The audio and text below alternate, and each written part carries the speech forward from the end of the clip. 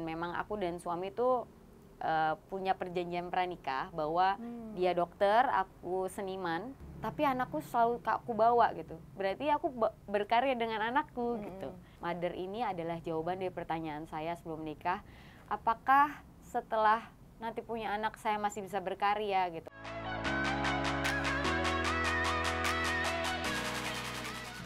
Oke, nah tadi kan udah dijelasin ya gimana caranya kayak kita memilih pasangan yang bisa menerima kita sesuai dengan passionnya. Jadi lebih baik daripada nanti takutnya nih pas pacaran tadi disetujuin, disupport, ternyata pas nikahnya zong Dilarang gitu ya, gitu. dilarang.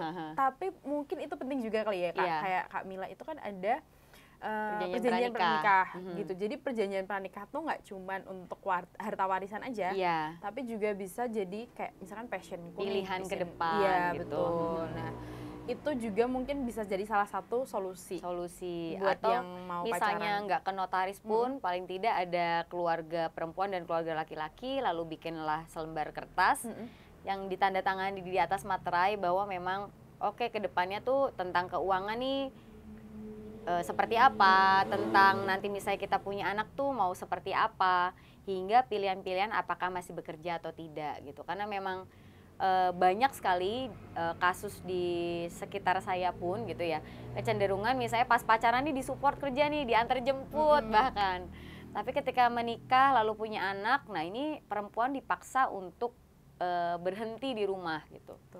Dan berhenti misalnya ketika itu dari kemauan perempuannya sendiri, itu menurutku it's okay ya. Tapi kalau atas paksaan itu akan membuat satu sisi ini tidak seimbang. Jadi kayak terkesan dipaksa, dikungkung, ataupun tidak bisa memilih kehidupannya sendiri gitu.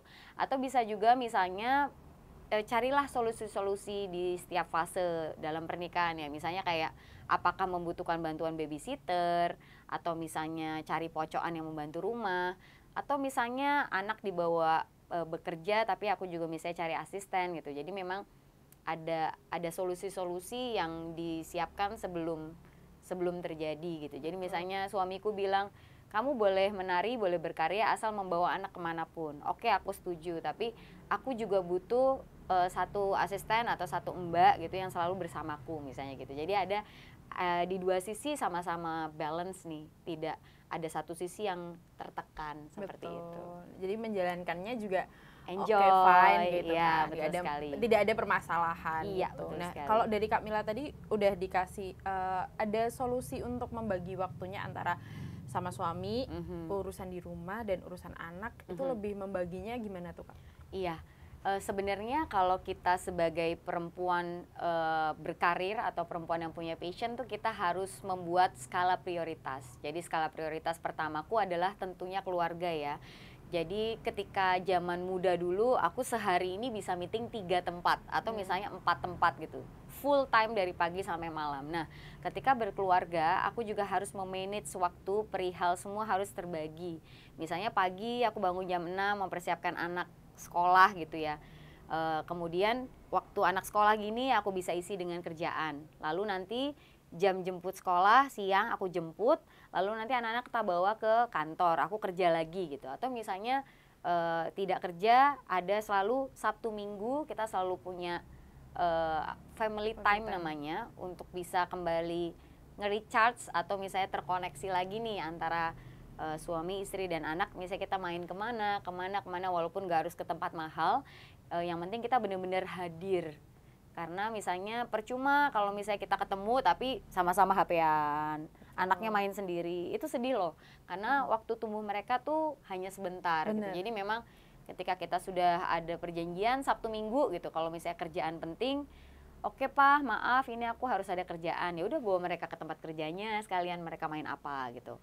Atau misalnya berganti peran, misalnya Pak ini aku harus jadi pembicara yang nggak bisa bawa anak atau syuting gitu ya, nanti gantian Bapak mau mengurus anak di rumah gitu. Jadi memang aku seneng ya sekarang udah mulai ada literasi perihal parent, terus perihal mengurus anak, bahwa kerjaan itu di dalam keluarga tuh sama-sama, udah bukan menggunakan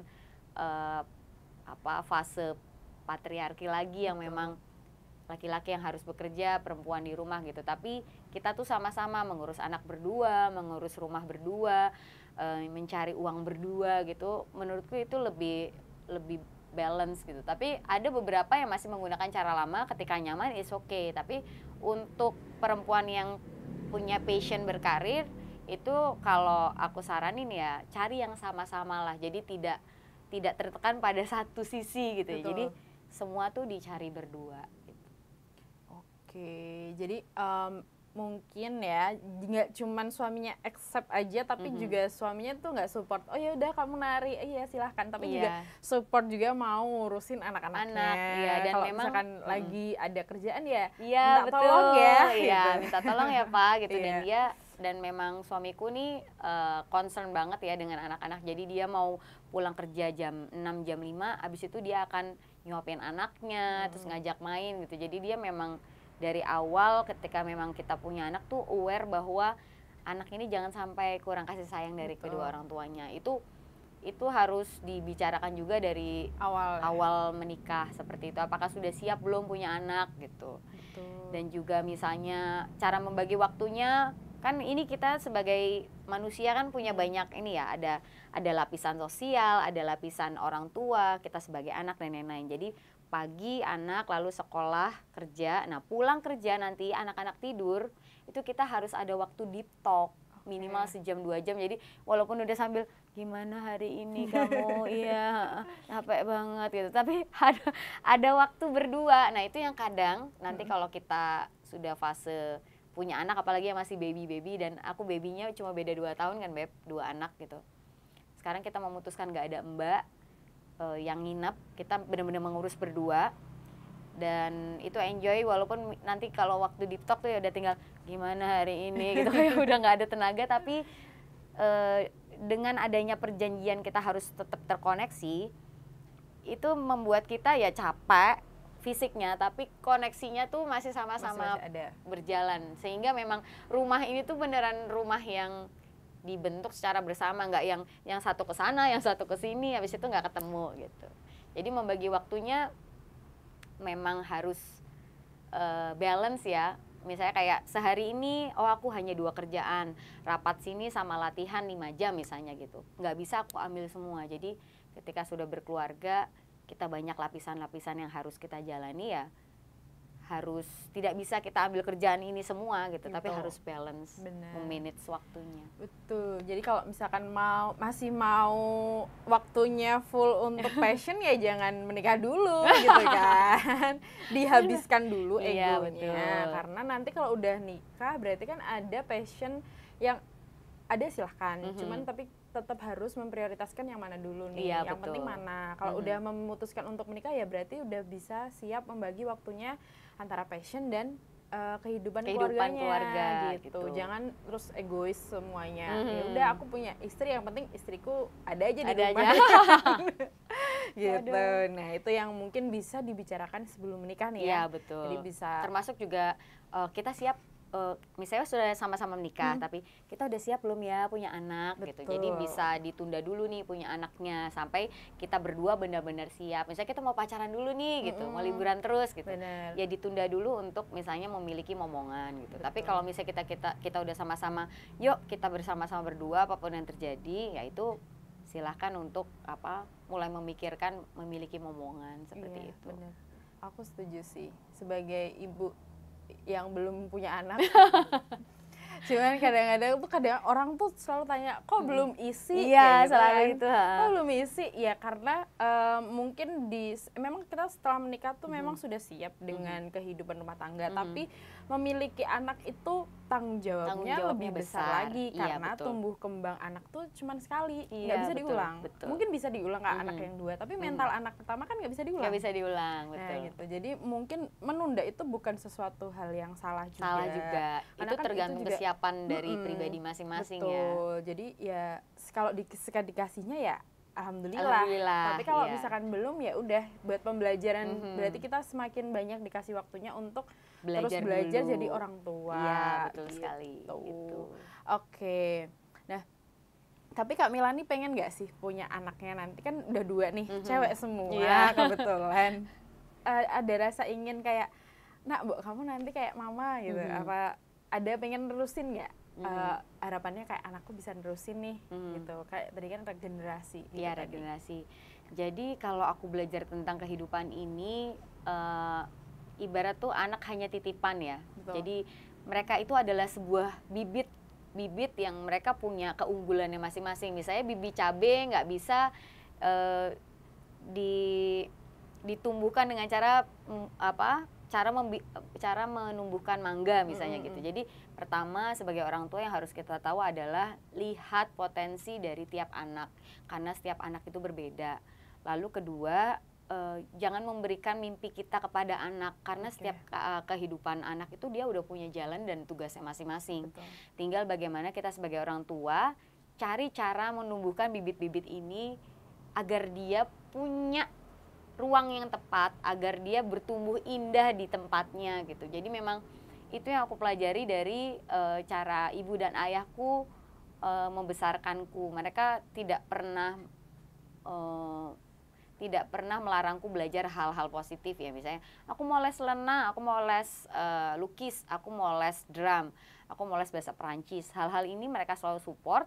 Lalu ketika aku memilih, nah ini benar-benar mereka membimbingku gitu. Jadi bertumbuh karena kemauanku dari dalam, bukan atas paksaan dari luar. Jadi anak itu udah punya bakatnya masing-masing, tinggal bagaimana kita menempatkan dia nih, menemaninya, lalu menyiramnya nih cocok atau enggak. Oh kalau kaktus airnya seminggu sekali misalnya, kalau kaktus dikasih air banyak busuk nggak? Ya ibaratnya seperti itu ya. Dan kalau misalnya Kirana besok akan meneruskan aku sebagai penari ya aku senang, tapi aku tidak memaksa. Karena sekarang pun karena dia tiap hari ikut aku berproses, aku ajak bekerja, dia melihat aku menari itu secara alamiah dia udah split sendiri, handstand sendiri, nari sendiri tanpa dipaksa gitu. Jadi memang biarkan dia melihat bagaimana kehidupan pekerjaan yang biasa dia lihat, lalu biarkan dia bertumbuh dengan caranya sendiri gitu. Gitu sih. Pernah ini nggak diikutin dalam ikut serta misalkan ada beberapa kan di Mila itu kan juga ada yang anak-anak kecil dia ikut juga nggak? Atau ikut 3 kelas. Jadi memang kalau aku lihat Kirana ini memang lebih ke ruang-ruang kreativitas dan seni ya, dimana akhirnya kami memilih ini anaknya bakatnya memang di situ, tanpa diajarin dia udah secara alamiah bertumbuh dan terlihat passionnya di situ gitu. Lalu Gayatri dia hampir sama, tapi dia kecenderungan lebih ke eksak seperti bapaknya gitu. Jadi anak ini metodenya berbeda nih dengan kakaknya gitu. Nah Kirana nih ikut 3 kelas, ada gimnastik, ada balet, dan ada yang K-pop. Nah yang Gayatri itu dia lebih ke tradisi, yang kreasi tradisi Indonesia sama gimnastik gitu. Jadi tiap anak itu pasti beda ya? Beda sekali. Nah itu tadi kita udah sempat membahas pembahasannya yang sangat luar biasa, menyeimbangkan passion dan keluarga. Ya udah ada kesimpulannya ya Kak ya. Walaupun kita punya passion tapi kita juga tidak meninggalkan tanggung jawab kita mungkin ya sebagai ibu, sebagai istri, sebagai perempuan di sosial gitu. Nah, tadi juga ada tipsnya dari Kak Mila nih, kalau misalkan kita udah misalkan seminggu setiap hari kita udah bergelut sama dunia passionnya atau dunia keluarganya ya, tapi kita tetap harus terkoneksi. Setuju banget. Terkoneksi dengan pasangan ya. Itu dan diri sendiri. Betul. Iya. Jadi kalau misalkan sama pasangan ya jangan sampai hilang rasa rumah nyamannya ini. Kalau udah capek, aku sendiri udah capek. Sudah, kamu sudah capek, udah kita istirahat aja. Tapi nggak ada koneksinya, lama-lama hilang juga gitu. Jadi gini, kan kadang kalau misalnya kita ketemu orang baru kan cenderung kayak semangat gitu kan. Nah, jangan sampai di rumah tuh jangan yang kayak gitu. Dan maksudnya kayak ketemu suami juga yang harus wangi, malam tuh ya kayak kita ketemu orang di luar gitu loh, kita harus wangi, harus rapi, jangan sampai misalnya cuma dasteran gini terus halo pak gitu. Kayak di rumah kamu nggak menarik, di luar tuh menarik gitu loh. Jadi sebisa mungkin suami ini juga lihat kita seperti yang dilihat di luar gitu ya, walaupun misalnya nggak make upan ya, tapi wangi, terus hadir, terus kalau ngobrol ya terkoneksi gitu. Gitu. Jadi tetap rasa koneksinya itu ya dibangun bersama. Karena memang nomor satu yang perlu dibangun ketika berkeluarga kan adalah komunikasi yang terus menerus ya. Jadi pilih pasangan yang kalau kamu ngomong nih A sampai Z nih nyambung gitu loh. Dan aku sama suamiku yang dunianya sangat jauh itu kita terus belajar untuk menyambungkan itu. Dan cinta itu mungkin waktu pernikahan ya hanya bertahan 3 tahun di awal ya. Setelah itu adalah konsistensi dan juga tanggung jawab atas apa yang sudah kita pilih. Lalu juga cinta itu tidak tumbuh begitu saja, tapi dibangun bersama gitu. Misalnya, sehari, misalnya aku minta ya, pokoknya bangun tidur dipeluk, mau tidur dipeluk gitu. Itu kan adalah salah satu cara berkomunikasi ya. Iya, benar. Untuk gimana nih aku nyamannya, misalnya suamiku pengen tetap ada deep talk walaupun seharian udah gini gitu ya. Dia dokter ngurusin orang sakit, saya nari 5 jam fisiknya, energinya habis misalnya kayak gitu. Tapi tetap ada hal-hal yang harus kita bangun untuk bisa terus menghadirkan daya-daya cinta ini. Betul. Jadi nggak yang bener-bener pas pacaran yo semangat gitu kan, pas udah dapet nih didiemin aja gitu. Itu nanti lama-lama hambar. Betul. Gitu. Malah nanti cari yang lain kan bingung gitu. Kadang-kadang kan cowok-cowok tuh kalau kadang-kadang nih istrinya minta love language-nya itu aku pengen deep talk bisa nggak sih gitu kan. Udah capek. Rasa ngomongku tuh udah kata-kataku tuh udah habis gitu. Ya bisa disampaikan kayak aku love language-nya kalau misalkan aku nggak yang itu deh. Bisa nggak kalau misalkan kita itu sehari aku udah capek kerja, kamu ngasih ini aja. Terus nanti deep talk-nya hari Minggu gimana? Nah, ya itu juga bisa. Jadi lebih penting tapi diobrolin gitu kan. Di kesepakatan dari awal kayak gitu. Jadi biar dua-duanya ya nyaman, nggak merasa kayak kok suamiku nggak mau sih ngomong sama aku salah ya gitu. Pasti kan perempuan juga ada yang rasa kayak ada rasa kayak gitu. Misalnya kalau kita kehabisan materi ngobrol nih ya, itu tuh kadang ada kayak di berita-berita atau lambe turah atau apa gitu ya, itu aku kirim di DM tak gitu, terus nanti kita ngobrolin itu malamnya gitu. Misalnya kayak entah isu apa atau apa gitu ya. Jadi ada hal-hal yang dari permasalahan yang ada, lalu ini gimana gitu. Jadi nggak habis obrolan ya gitu. Iya bener. Kalau enggak ya kalau misalkan punya hobi yang lain, misalkan kayak kadang-kadang tuh laki-laki mungkin kadang lupa ya, udah didapetin ya udahlah. Iya. Dijadiin patung pajangan. Betul. Loh, gitu. Kok ada yang tunjuk-tunjukkan?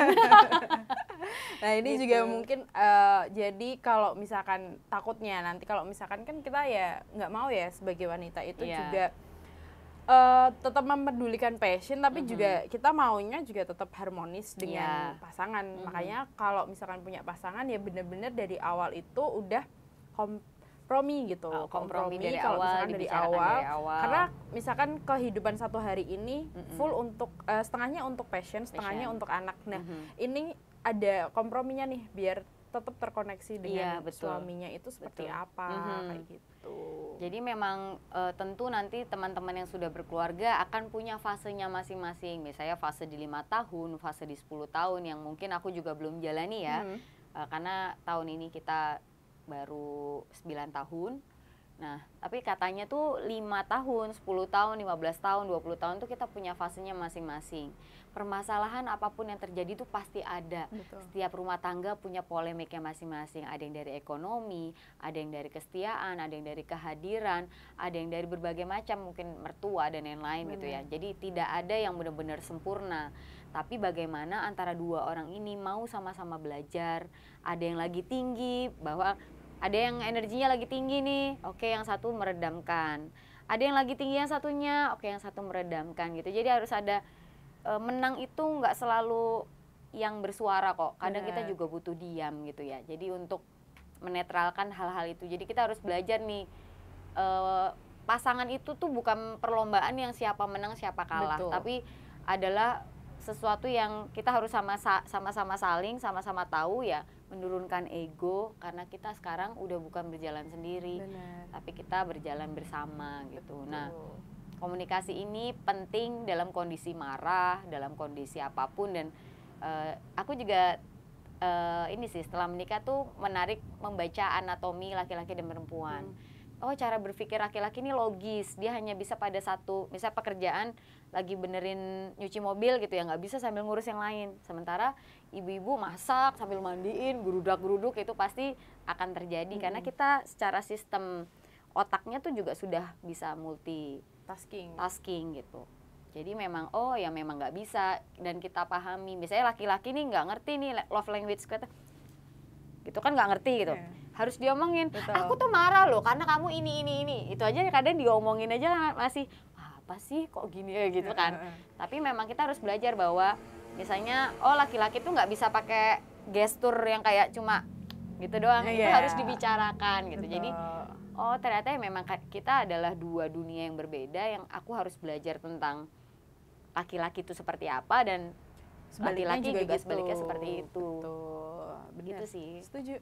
Karena tadi ya kalau misalkan kita udah nikah itu kita bukan lagi ibaratnya kita tuh bukan musuh satu sama lain.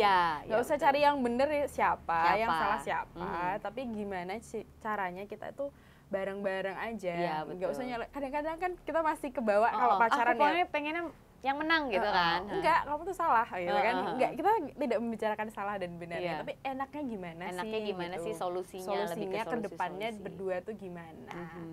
Gitu. Oke.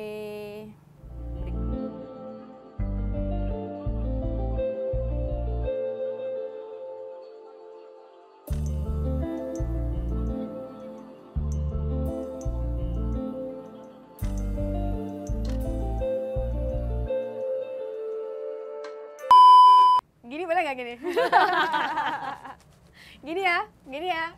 Tari serimpi. Dari mana tuh Kak? Serimpi itu ada dari Jogja ataupun Solo. Oke. Benu,